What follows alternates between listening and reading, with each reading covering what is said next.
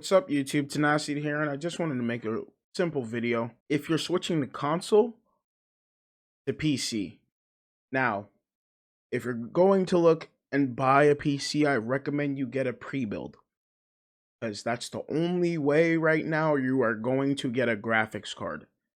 Graphics cards right now are really hard to come by because we're in the middle of a mining crisis. At the same time, everybody's staying at home because of COVID, so you're just not going to be able to buy one off the shelf unless you're willing to wait in line for 3 days to spend over the amount of money the actual graphics cards cost because supply and demand.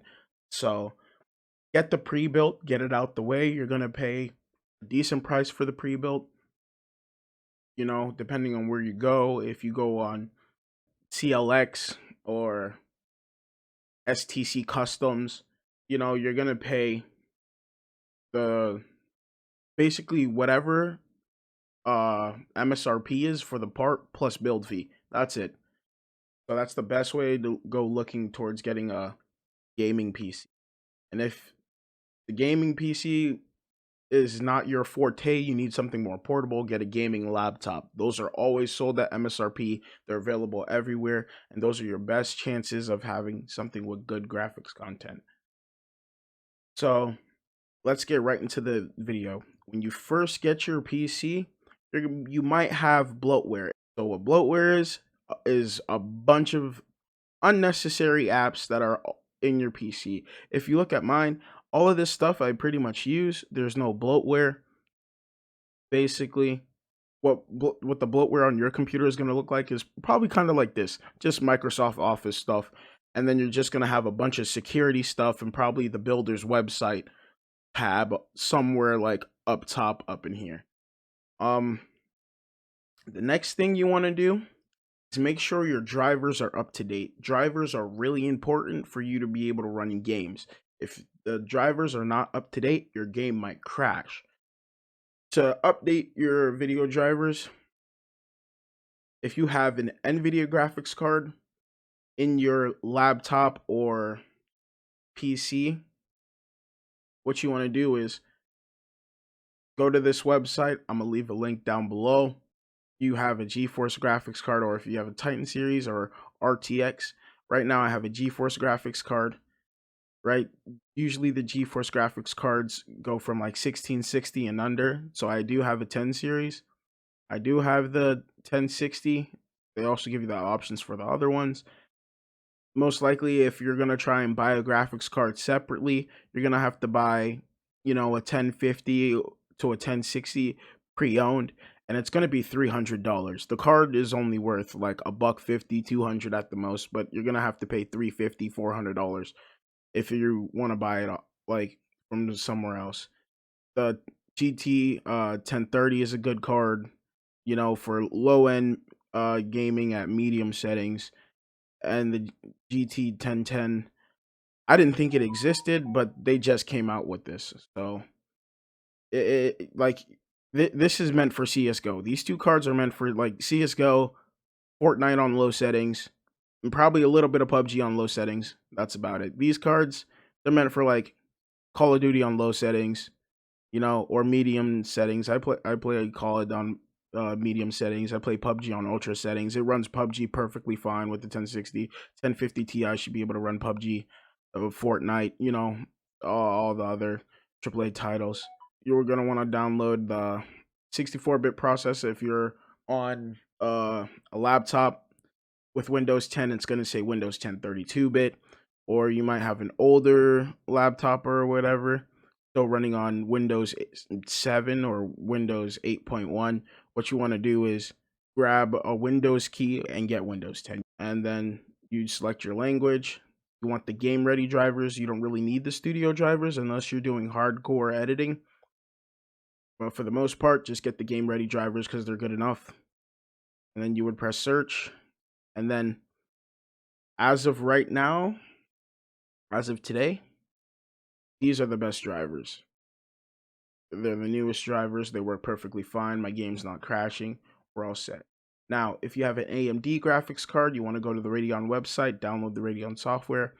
I'm not going to head into the Radeon software because you don't want to have two different types of graphics card softwares in your computer because it will cause problems and cause your games to crash. But you can find your graphics card here, whether you have a 9 series, the new joint, or you have a Vega graphics card or whatever. Like you have the 500 series, 600 series. You can find your stuff there. Next, we're gonna get into peripherals because you want to have good peripherals for when you're gaming. So if you don't know what peripherals are, that's stuff like your mouse and keyboard, your mouse pad, headphones, any other accessories that you might put on your desk. Even your monitor. Your monitor counts as a peripheral too. So first, we're gonna get into the Logitech G203. This is a great mouse. It's lightweight. It gets the job done. It doesn't cost too much. It fits most different types of grips, whether you're playing paw, claw, or fingertip. Perfect. There's matching color waves with other Logitech products, so you could just choose a color you like that you really like. There's also the Prodigy mouse, which is basically the same thing. The only difference is the sensor, but the sensor doesn't really make that big of a difference because any sensor that's in a mouse now these days are pretty good. Unless you're playing at the high end pro level, then yeah, you're gonna probably want something with a sensor like twice as good as this. But to the average consumer, sensor doesn't really matter. This is another mouse. This is the one I'm currently using. It's great, lightweight, only 61 grams. Most mice that you want to go for have 6 programmable buttons.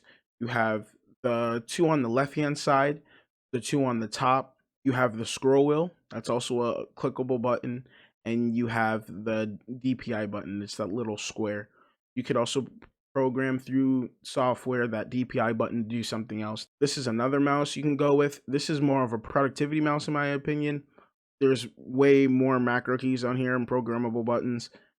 Also, there's a DPI slowdown button. If you could see the little crosshair with the dot in the middle at the bottom, that's a little DPI slowdown button. So if you're sniping, you could slow down your DPI to hit crisp shots. It's not that expensive. It's on sale. There's also weights to it. So if it's too heavy, you could take the weights out. If it's too light, you could put the weights in. Usually when you're putting in weights, you want the weights always to be around the center of the mouse. You don't want the mouse to be too back heavy because when you have to pick up the mouse and move it, it's gonna probably fall out your hands or lean towards the back, and it's just gonna feel uncomfortable. You want to be as comfortable as possible when you're trying to focus on hitting your shots. This is another gaming / productivity mouse. Literally, they have the same shape, but this is wireless. It gets the job done. I use it for productivity, not gaming too much, because it does use a removable battery, and the removable battery makes the mouse kind of back heavy. So I always have to try and put my hand in a weird grip to compensate for the heaviness of the back, but it gets the job done. Battery life is not that bad. If you're using a wired mouse, get a Bungee. It makes it feel wireless. If you set it up right, it makes it feel wireless with little to no resistance. You also need a good mouse pad for the other peripheral, the keyboard. I suggest this keyboard. I never personally owned it, but I've seen reviews on it. It's decent for what it is. You can completely control the RGB. It's water resistant, so if you spill anything like coffee, Gatorade, energy drink, something sticky, you can literally take it to the sink, rinse it off, and then bring it back. Next, you want a decent headset. This is the headset I personally have. I think it's really good. One of the special features from this headset is that it comes with the Blue Yeti audio for the mic. It has a bunch of features. It has RGB and it has replaceable headbands. So if you for instance, get the black one, right? But you like that blue headband, you can order the blue headband by itself and put it on the black joints. You feel me? There's different colors that match the different mice you can get from Logitech too, because they just came out with this color wave. So if you want your setup all look in one color, you can go ahead and do that. if you don't want to go wireless, this is the best wired headset for under $100. I don't know how many awards this thing has won. It just works. This is one of my favorite headsets of all time.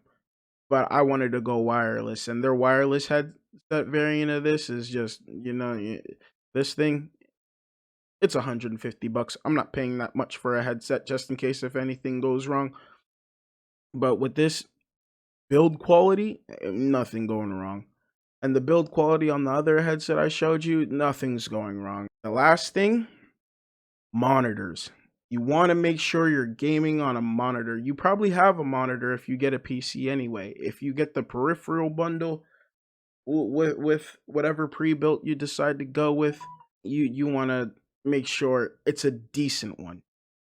What you're really looking for is resolution, refresh rate, and response time.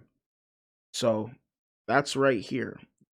1080p is the basically the golden standard for, or if you're getting a more high-end graphics card, you're gonna get those 144 frames. So you want to be able to see every single one of those 144 frames. Response time, you want that 1 millisecond response time, so when you move your mouse, it takes no delay from when you move your mouse to see it on the screen. That's what you're looking for. So after you usually get all these peripherals and get yourself situated, here's the first thing I recommend you to download, which is Steam. Steam is a great online store to get all the games you want. No cap. And if you want to get them for dirt cheap, you can go to g2a.com, right? g2a.com, games are constantly on sale. You can and literally the games you get on here, you can get an Origin key, which I'll show you Origin in a minute. You can get the Steam key. So if it's not that price on Steam, another game you want to download right here, Valorant. It's free. It's like CS:GO, but like with an Overwatch plot twist. Valorant is such a great game. You should definitely download Valorant if you want to work on accuracy and hitting shots and working on communication with your teammates so you can easily win games. And whatever you take from Valorant, you can bring it to another game. So you can take your accuracy that you've built up in Valorant and go slay out in any other game. So Valorant is like Counter-Strike Go, and it's just a good game to work on accuracy and team communication. So, and then after this, if you are planning on streaming, I suggest you download Streamlabs OBS. Streamlabs OBS is a great software. This is what I'm currently using right now to record this video. And it's just a simple, easy process to use. With Streamlabs, you can also use, as soon as you make an account, they basically give you a website where people can click on the website link and give you donations. So if you're not affiliated on Twitch yet and you still want to receive help from any of your viewers, you can just link your Streamlabs so they can donate to you, so you don't have to grind for Twitch affiliate just so people could sub. Another great tool is OBS. On the Epic Games Store, this is where you can download more games. Basically, I'm just showing you the process of just getting mad games. This is where you can get Fortnite for free. Right here. Fortnite. All my little kids. Come on. Download Fortnite. Do your dances. Another good launcher is the Origins launcher. Now, we can get into the software now. So, in the software for your mouse, right? If you have a Logitech mouse, you want to get the Logitech software. So I have my headset hooked up. In this software, you could set the RGB colors to whatever you like. You could set the RGB on this mouse to like whatever you like. You could have it fixed. You could have it cycle through colors. You could have it breathe colors. That. Other things you could do, this is where you can program the buttons. So like the Razer mouse, this also has 6 programmable buttons.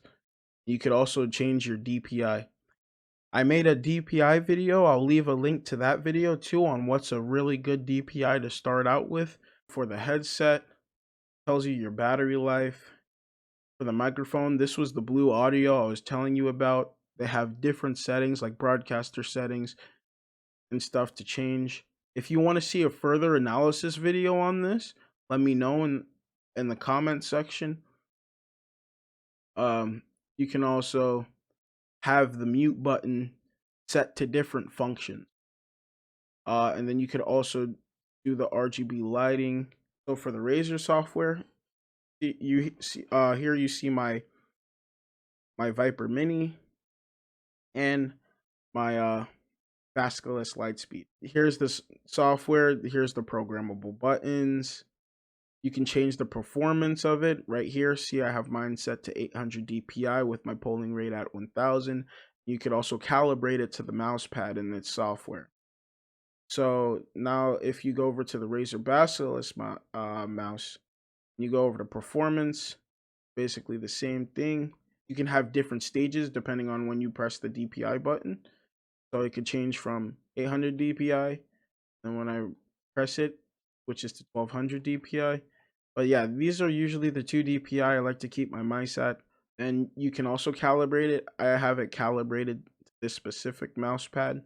So yeah, on my desk, I have the Corsair Glaive, which is another productivity mouse. You set the RGB, change however you like. These also have DPI settings. You can change. You can do the surface calibration. Most of the mice do the same thing.